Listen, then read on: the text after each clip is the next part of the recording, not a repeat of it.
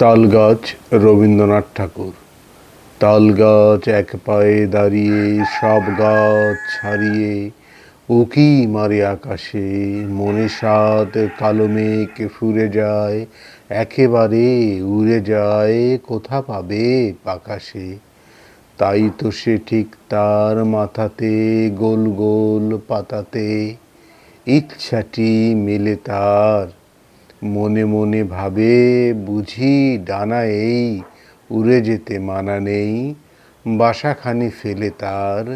সারাদিন ঝরঝর থর থর কাঁপে পাতা পত্তর, ওরে যেন ভাবে ও মনে মনে আকাশেতেও বেরিয়ে।